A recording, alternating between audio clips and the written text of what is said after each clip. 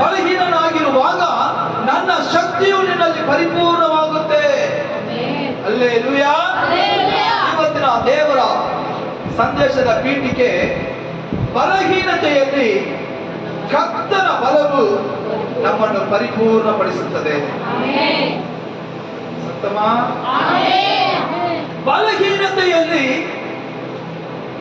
ದೇವರ ಬಲವು ನಮ್ಮನ್ನು ಪರಿಪೂರ್ಣಪಡಿಸುತ್ತೆ ಎಂಬಂತ ವಾಕ್ಯದ ಮೇರೆಗೆ ನಾವು ದೇವರ ಸಂದೇಶವನ್ನು ಗಮನಿಸೋಣ. ಇದಕ್ಕೆ ಮೇಲೆ ವಾಕ್ಯಗಳನ್ನು ನೋಡುವಾಗ ಪೌಲನು ದೇವರ ಮುಂದೆ ಹೇಳುವಂತ ಒಂದು ಮಾತು, ದೇವರೇ, ನನಗೆ ಯಾವುದೋ ಒಂದು ಮುಳ್ಳು ಆಗಾಗ ಚುಚ್ಚುತ್ತಾ ಇದೆ. ಹಲ್ಲೆಲೂಯಾ. ನಮಗೆ ಮೇಲಿಂದ ಓದಿದ್ರೆ ಅದು ಸ್ಪಷ್ಟವಾಗಿ ಅರ್ಥವಾಗುತ್ತೆ. 7ನೇ ವಾಕ್ಯದಿಂದ ಓದಿನಿಂದಲೂ ನನಗೆ ತಿಳಿಸಲ್ಪಟ್ಟ ರಹಸ್ಯಗಳ ಬಹು ವಿಶೇಷವಾಗಿ ಇರುವುದರಿಂದಲೂ ನಾನು ಹೊಗಳಿಕೊಳ್ಳದೆ ಸುಮ್ಮನಿರುತ್ತೇನೆ.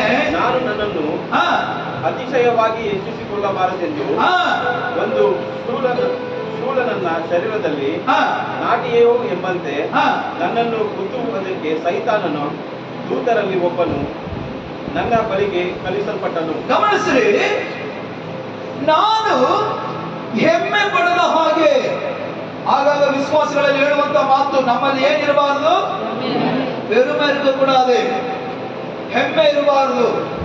ಇಲ್ಲಿ ಪೌಲನು ಹೇಳ್ತಾನೆ, ನಾನು ಹೆಮ್ಮೆ ಪಡೆದ ಹಾಗೆ, ನಾನು ಹೆಮ್ಮೆ ಪಡುವ ರೀತಿಯಲ್ಲಿ ಹೋಗದ ಹಾಗೆ ನನಗೆ ಒಂದು ಮುಳ್ಳು ಆಗಾಗ ಚುಚ್ಚುತ್ತಾ ಇದೆ.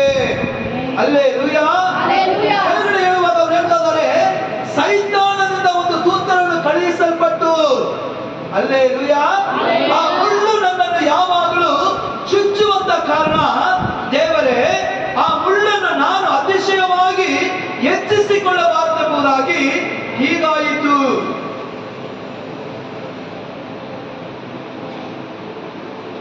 ಯಾವ ಮನುಷ್ಯನು ಹೆಮ್ಮೆ ಪಡ್ತಾ ಇದ್ದಾನೋ ಅವನಿಗೆ ದೇವರಿಂದ ಕಳಿಸಲ್ಪಟ್ಟ ಸೈತಾನನಿಂದ ಒಂದು ಮುಳ್ಳು ನಮ್ಮನ್ನು ಚುಚ್ಚುವ ರೀತಿಯಲ್ಲಿ ಕಾಣಲ್ಪಡುತ್ತದೆ. ದೇವರ ಮುಳ್ಳನ್ನು ಹೇಗಾದ್ರೂ ನನ್ನಿಂದ ತೆಗೆದು ಹಾಕು ಸ್ವಾಮಿ, ಈ ಮುಳ್ಳು ಆಗಾಗ ನನ್ನನ್ನು ಚುಚ್ಚುತ್ತಾ ಇದೆ. ಒಂದು ಕಾರ್ಯವನ್ನು ಮಾಡುವಾಗ ಈ ಮುಳ್ಳಿನ ಚುಚ್ಚುವಿಕೆ ನನ್ನನ್ನು ಬೇಸರಗೊಳಿಸ್ತಾ ಇದೆ ಎಂಬುದಾಗಿ ಹೇಳುವಾಗ ದೇವರ ವಾಕ್ಯ ಅವನಿಗೆ ಪಡೆಪಡ್ತಾ ಇದೆ, ನನ್ನ ಕೃಪೆ ನಿನಗೆ ಸಾಕು, ನಿನ್ನ ಬಲಹೀನತೆಯಲ್ಲಿ ನನ್ನ ಬಲವನ್ನು ನಾನು ಪರಿಚಯಿಸುತ್ತೇನೆ. 33, 17, 18, 19, 20 ವಾಕ್ಯಗಳನ್ನು ಗಮನಿಸೋಣ. ಜೀವ ರಕ್ಷಣೆಗಾಗಿ ಕುದುರೆಯು ಪ್ರಯೋಜನವಿಲ್ಲ. ಜೀವ ರಕ್ಷಣೆಗಾಗಿ ಕುದುರೆಯು ಪ್ರಯೋಜನವಿಲ್ಲ. ಅದು ತನ್ನ ವಿಶೇಷ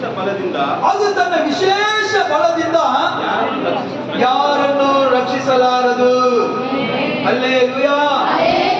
ಈಗ ಯುದ್ಧಕ್ಕೆ ಹೋಗುವಂತಹ ಸೈನಿಕನು ತನ್ನ ಕೈಯಲ್ಲಿರುವಂತಹ ಖಡ್ಗವನ್ನು, ಕತ್ತಿಯನ್ನು ನಂಬಿ ಹೋಗ್ತಾನ, ಅಥವಾ ತಾನು ಕುಳಿತಿರುವಂತಹ ಕುದುರೆಯನ್ನು ನಂಬಿ ಹೋಗ್ತಾನ?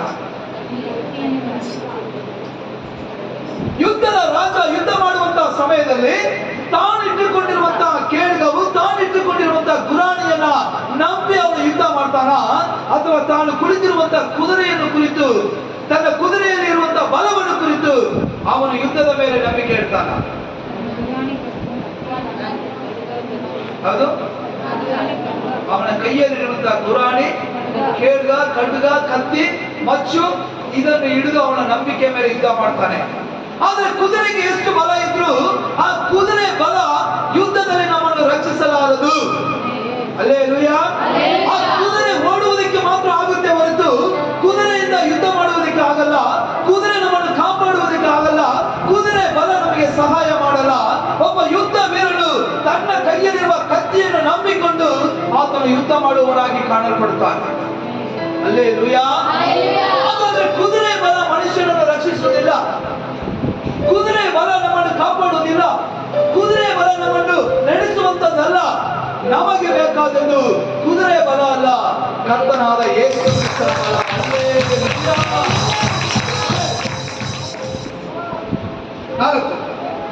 ಒಂದು ರಾಜಕರ 19:4, 1 ಅರಸು 19:4. ತರುವಾಯ ತಾನೊಬ್ಬನಾಗಿ ಅರಣ್ಯದೊಳಗೆ ಒಂದು ದಿವಸದ ಪ್ರಯಾಣದಷ್ಟು ಹಾ. ದೂರ ಹೋಗಿ ಒಂದು ಜಾಲಿ ಗಿಡದ ಕೆಳಗೆ ಒಂದು ಯಾವ ಗಿಡದ? ಜಾಲಿ ಗಿಡದ ಕೆಳಗಡೆ ಕೂತುಕೊಂಡು ಮರಣವನ್ನು ಅಪೇಕ್ಷಿಸುತ್ತಿದ್ದಾನೆ ಎಲಿಯ. தமிழ் எப்படி இருக்குது? வனாந்தரத்தில் ஒரு நாள் பிரயாணம் பண்ணி போகுது. ஒரு சூர செடியின் கீழ் உட்கார்ந்து நான் சாக வேண்டும் என்று, போது கர்த்தாவே என் ஆத்துமாவை எடுத்துக்கொள்ளும், நான் என் பிதாக்களின் பார்வைக்கு நல்லவன் அல்ல என்று எலியா சொல்கிறான். ಈಗ ಎಲಿಯನ ಧೈರ್ಯ ಎಲ್ಲಿ ಹೋಯಿತು? ಲಕ್ಷಾಂತರ ಜನ ಮುಂದೆ ದೇವರನ್ನು ಕರೆದು ಬೆಂಕಿಯನ್ನು ಇಳಿಸಿದಂತ ಎಲಿಯ, ಅಲ್ಲಿದ್ದ 800 ಜನರನ್ನು ಕೊಲೆ ಮಾಡಿದ ಎಲಿಯ ಇವಾಗ ಏನ್ ಹೇಳ್ತಾ ಇದ್ದಾನೆ? ಭಯಪಟ್ಟವನಾಗಿ, ಸಾಕು ದೇವರೇ, ನನ್ನ ಪ್ರಾಣವನ್ನು ತೆಗೆದುಬಿಡು. ಎಲಿಯ ನೋಡಿ, ಎಲಿಯನನ್ನು ನಾವು ಆಳವಾಗಿ ಧ್ಯಾನಿಸುವಾಗ ಎಷ್ಟೋ ಕಥೆಗಳನ್ನು, ಎಷ್ಟೋ ಕಾರ್ಯಗಳನ್ನು ಧ್ಯಾನಿಸಲು ಸಾಧ್ಯ. ನಾವೆಲ್ಲ ಯೋಚನೆ ಮಾಡಬಹುದು. ಅಂತ ಆಗಾಪನ ಜನರನ್ನೇ ಸೋಲಿಸಿ ಕೊಂದಂತ ಎಲಿಯ ಸಾಧಾರಣವಾಗಿ ಒಂದು ಹೆಂಗಸು ಹೇಳಿದ ಮಾತಿಗೆ ಒಂದು ಕುದ್ಯವಾಗಿ ದೇವರು ತಾಳ್ತಾನೆ, ನನ್ನ ಪ್ರಾಣವನ್ನು ತೆಗೆದುಬಿಡು. ಅವಳು ನನ್ನನ್ನು ಸಾಯಿಸೋದಕ್ಕೆ ಬರ್ತಾ ಇದ್ದಾಳೆ, ಅವಳು ಸಾಯಿಸುವುದಕ್ಕೆ ಮುಂಚಿತವಾಗಿ ನೀನು ನನ್ನ ಪ್ರಾಣವನ್ನು ತೆಗೆ. Hallelujah, hallelujah. ಬಹಳ ವೇದನೆ ಪಟ್ಟವನಾಗಿ ಈಗ ಏನ್ ಮಾಡ್ತಾ ಇದ್ದಾನೆ? ಜಾಲಿ ಗಿಡದ ಕೆಳಗಡೆ ಕುಳಿತುಕೊಂಡು ಸಾವನ್ನು ಎದುರು ನೋಡ್ತಾ ಇದ್ದಾನೆ. ಸಾವನ್ನು ಎದುರು ನೋಡುವವನಾಗಿ ಜಾಲಿ ಗಿಡದ ಕೆಳಗಡೆ ಕುತ್ಕೊಂಡು ದೇವರ ಮುಂದೆ ಹೇಳ್ತಾ ಇದ್ದಾನೆ, ನನ್ನ ಆತ್ಮವನ್ನು ತೆಗೆದುಬಿಡು. Hallelujah, hallelujah. ಇವನು ಭಯಪಟ್ಟವನಾಗಿ, ಬಲಹೀನ ಹೊಂದದವನಾಗಿ, ಕುಂದಿ ಹೋದವನಾಗಿ, ವೇದನೆ ಪಟ್ಟವನಾಗಿ, ಕಣ್ಣೀರು ಸುರಿಸುತ್ತಾ ದೇವರ ಮುಂದೆ ಹೇಳ್ತಾ ಇದ್ದಾನೆ, ದೇವರೇ ಸಾಕು, ಇದುವರೆಗೆ ಲೋಕದಲ್ಲಿ ನಾನು ಜೀವಿಸಿದ್ದು ಸಾಕು, ಇದುವರೆಗೆ ಲೋಕದಲ್ಲಿ ನಾನು ಇದ್ದದ್ದು ಸಾಕು, ಇದುವರೆಗೆ ನಿನ್ನ ಪ್ರವಾದನೆ ನುಡಿದಿದ್ದು ಸಾಕು, ಈಗ ನನಗೆ ಭಯ ಬಂದಿದೆ, ನನ್ನ ಪ್ರಾಣವನ್ನು ತೆಗೆದುಬಿಡು, ನನ್ನ ಆತ್ಮವನ್ನು ತೆಗೆದುಬಿಡು ಎಂಬುದಾಗಿ ಎಲಿಯನು ದೇವರ ಮುಂದೆ ಕೇಳಿ ಹಾಗೆಯೇ ಮಲಗಿಕೊಂಡ. Hallelujah, hallelujah. ದೇವರ ವಾಕ್ಯ ಹೇಳ್ತದೆ, ನನ್ನ ಕೃಪೆ ನಿನಗೆ ಸಾಕು, ನಿನ್ನ ಬಲಹೀನತೆಯಲ್ಲಿ ನನ್ನ ಬಲವನ್ನು ಪರಿಪೂರ್ಣಪಡಿಸುವನು. ಕರವನ್ನು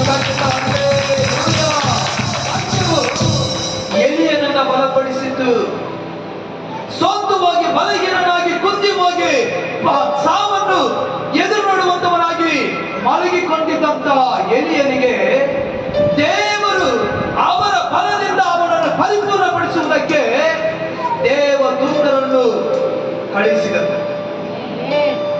ಹಲ್ಲೆಲೂಯಾ. ನೀವು ಸೋತುವಾಗಿರುವಾಗ ನೀವು ಮೊಣಕಾಲೂರಿ ಪ್ರಾರ್ಥನೆ ಮಾಡುವುದೇ ಆದರೆ ಕರ್ತನು ತನ್ನ ದೂತರನ್ನು ಕಳುಹಿಸಿ ನಿಮ್ಮನ್ನು ಸಂತೈಸಿ ನಿಮ್ಮನ್ನು ಬಲಪಡಿಸಲು ಕರ್ತನು ಶಕ್ತನಾಗಿ.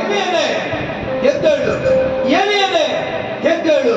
ದಿಢೀರಂತ ಇವನು ಕಣ್ಣು ತೆರೆದು ನೋಡುವಾಗ ದೇವದೂತರು ಎಲಿಯನ ಪಕ್ಕದಲ್ಲಿದ್ದರು. ಹಲ್ಲೆಲೂಯಾ.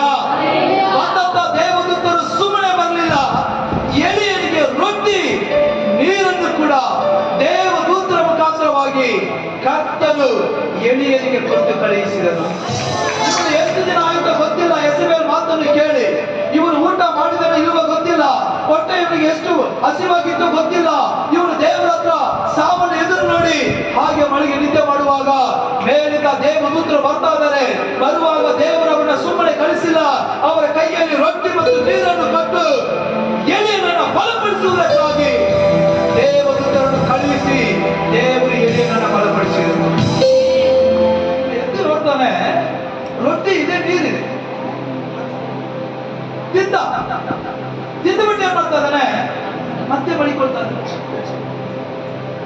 ದೇವರನ್ನ ಬಲಪಡಿಸುವುದು ಏನಕ್ಕೆ? ನೀನು ರೊಟ್ಟಿ ತಿಂದು ಎದ್ದು ನನ್ನ ಚಿತ್ತವನ್ನು ಮಾಡುವುದಕ್ಕೆ ಹೋಗಿರುವುದಾಗಿ ದೂತರನ್ನು ಕಳುಹಿಸಿ ದೇವರು ಎಲಿಯನನ್ನ ಬಲಪಡಿಸ್ತಾ ಇದ್ದಾರೆ. ಆದ್ರೆ ಇವನೇನ್ ಮಾಡ್ತಾ ಇದ್ದಾನೆ? ರೊಟ್ಟಿಯನ್ನು ತಿಂದು ನೀರನ್ನು ಕುಡಿದು ಮತ್ತೆ ಮಲಿಕೊಂಡ. ಮತ್ತೆ ಮಲಿಕೊಂಡು ನಿದ್ದೆ ಮಾಡುವಾಗ ಎರಡನೇ ಸಲವನ್ನು ದೇವರು ಮುಚ್ಚಿಲ್ಲ.